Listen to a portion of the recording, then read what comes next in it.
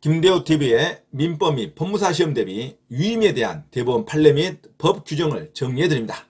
1번 민법 제684조 제2항은 수임인이 위임인을 위하여 자기의 명의로 취득한 권리는 위임인에게 이전하여야 한다라고 규정하고 있는데, 이때 그 이전 시기는 당사자 간에 특약이 있거나 위임의 본뜻에 반하는 경우 등과 같은 특별한 사정이 없는 한 위임계약이 종료된 때이다. 따라서 위임사무로 수임인 명의로 취득한 권리에 관한 위임인의 이전 청구권의 소멸시효는 위임계약이 종료된 때부터 진행한다. 2번 위임계약에서 보수액에 관하여 약정한 경우에 수임인은 원칙적으로 약정 보수액을 전부 청구할 수 있는 것이 원칙이지만, 위임 업무 처리의 경과와 난이도, 투입한 노력 외 정도 등 재반 사정을 고려할 때 약정 보수액이 부당하게 과대하여 신의성실의 원칙이나 형평의 원칙에 반한다고 볼 만한 특별한 사정이 있는 때에는 외적으로 상당하다고 인정되는 범위 내의 보수액만을 청구할 수 있다. 3번 소송이임계약으로 성공보수를 약정하였을 경우 신급 대리의 원칙에 따라 수임한 소송사무가 종료하는 시기인 해당 신급의 판결을 송달받은 때로부터 그 소멸시효 기간이 진행되나, 당사자 사이에 보수금의 지급 시기에 관한 특약이 있다면 그에 따라 보수 채권을 행사할 수 있는 때로부터 소멸시효가 진행한다. 자, 다음은 위임에 관한 대법원 판례 및 법 규정을 정리해드립니다. 1번 민법 제684조 제2항은 수임인이 위임인을 위하여 자기의 명의로 취득한 권리는 위임인에게 이전하여야 한다라고 규정하고 있는데, 이때 그 이전 시기는 당사자 간에 특약이 있거나 위임의 본뜻에 반하는 경우 등과 같은 특별한 사정이 없는 한 위임계약이 종료된 때이다. 따라서 위임사무로 수임인 명의로 취득한 권리에 관한 위임인의 이전 청구권의 소멸시효는 위임계약이 종료된 때부터 진행한다. 자, 2번 위임계약에서 보수액에 관하여 약정한 경우에 수임인은 원칙적으로 약정 보수액을 전부 청구할 수 있는 것이 원칙이지만, 위임 업무 처리의 경과와 난이도, 투입한 노력의 정도 등 재반 사정을 고려할 때 약정 보수액이 부당하게 과다하여 신의성실의 원칙이나 형평의 원칙에 반한다고 볼 만한 특별한 사정이 있는 때에는 외적으로 상당하다고 인정되는 범위 내의 보수액만을 청구할 수 있다. 자, 3번 소송이임계약으로 성공보수를 약정하였을 경우 신급 대리의 원칙에 따라 수임한 소송사무가 종료하는 시기인 해당 신급의 판결을 송달받은 때로부터 그 소멸시효 기간이 진행되나, 당사자 사이에 보수금의 지급 시기에 관한 특약이 있다면 그에 따라 보수 채권을 행사할 수 있는 때로부터 소멸시효가 진행한다. 자, 다음은 위임에 관한 대법원 판례 및 법 규정을 정리해드립니다.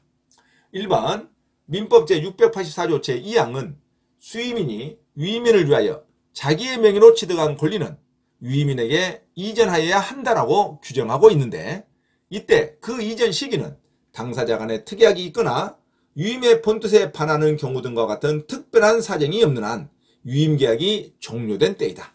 따라서 위임사무로 수임인 명의로 취득한 권리에 관한 위임인의 이전 청구권의 소멸시효는 위임계약이 종료된 때로부터 진행한다. 자, 2번 위임계약에서 보수액에 관하여 약정한 경우에 수임인은 원칙적으로 약정 보수액을 전부 청구할 수 있는 것이 원칙이지만, 위임 업무 처리의 경과와 난이도, 투입한 노력의 정도 등 재반 사정을 고려할 때 약정 보수액이 부당하게 과다하여 신의성실의 원칙이나 형평의 원칙에 반한다고 볼 만한 특별한 사정이 있는 때에는 외적으로 상당하다고 인정되는 범위 내의 보수액만을 청구할 수 있다.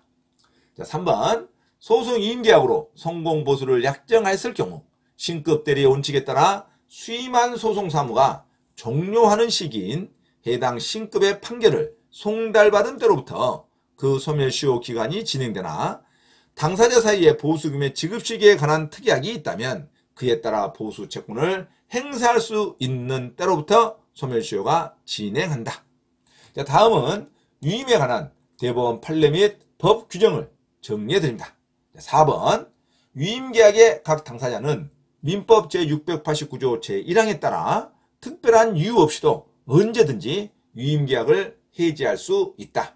그러나 위임계약의 일방 당사자가 타방 당사자의 채무 불이행을 이유로 위임계약을 해지한다는 의사표시를 하였으나 실제로는 채무 불이행을 이유로 한 계약 해지의 요건을 갖추지 못한 경우에도 특별한 사정이 없는 한 그와 같은 의사표시에 민법 제689조 제1항에 따른 임의 해지로서의 효력이 인정된다. 이게 맞는 문장이죠. 효력을 인정할 수는 없다 하면 틀린 문장입니다. 5번 민법상 위임계약의 당사자는 언제든지 계약을 해지할 수 있고 그로 말미암아 상대방이 손해를 입은 일이 있어도 그것을 배상할 의무를 부담하지 않는 것이 원칙이다. 다만 상대방이 불리한 시기에 해지한 때는 해지가 부득이한 사유에 의한 것이 아닌 한 그로 인한 손해를 배상하여야 하나 배상의 범위는 위임이 해지되었다는 사실로부터 생기는 손해가 아니라 적당한 시기에 해지되었더라면 입지 아니하였을 손해에 한한다. 자, 다음은 위임에 대한 대법원 판례 및 법 규정을 정리해드립니다. 자, 4번 위임계약의 각 당사자는 민법 제689조 제1항에 따라 특별한 이유 없이도 언제든지 위임계약을 해지할 수 있다.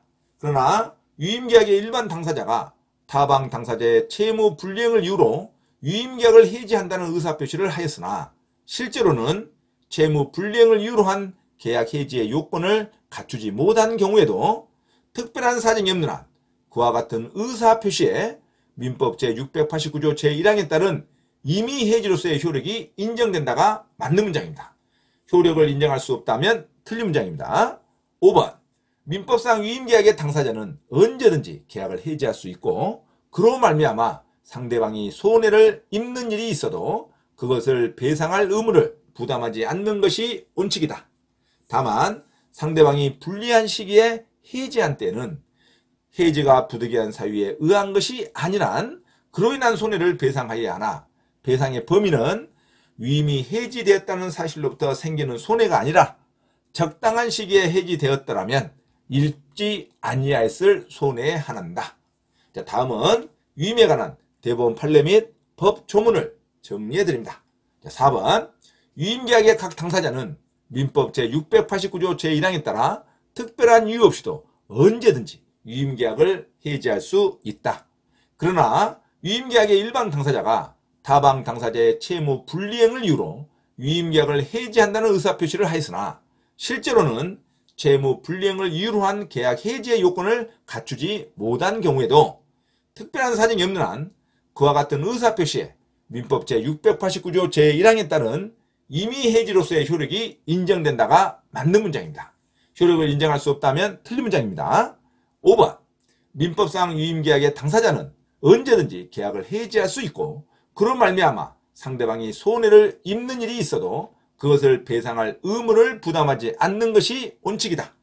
다만 상대방이 불리한 시기에 해지한 때에는 해지가 부득이한 사유에 의한 것이 아닌 한 그로 인한 손해를 배상하여야 하나 배상의 범위는 위임이 해지됐다는 사실로부터 생기는 손해가 아니라 적당한 시기에 해지되었더라면 입지 아니하였을 손해에 한한다. 자, 이상 위임에 관한 대법원 판례 및 법 조문을 정리해드렸습니다. 참고로 김대호TV 채널 강의에 대한 공지사항을 알려드립니다. 첫째, 김대호TV 유튜브 채널에 대한 편집과 영상 촬영을 위한 공간을 제공하고 공동 운영을 하고자 하는 분은 향후 수익에 대한 안분배당을 같이 하고자 하니 언제든지 문의하시기 바랍니다. 둘째, 김대호 교수 강의에서는 매주 3시간 경매 실전 투자반, 공인중개사 1차, 2차 합격반, 법무사 1차 기출문제 풀이반 수업을 시작합니다. 김대호 교수 강의를 들으면 경매 실전 투자를 누구나 할 수 있으며 공인중개사 자격증도 취득할 수 있습니다. 또한 법무사 시험 준비를 위한 기본적 법률 마인드를 갖출 수 있습니다. 수강을 신청하고자 하는 분은 문자로 문의하시기 바랍니다. 이상 김대호TV 채널에서 말씀드렸습니다. 감사합니다.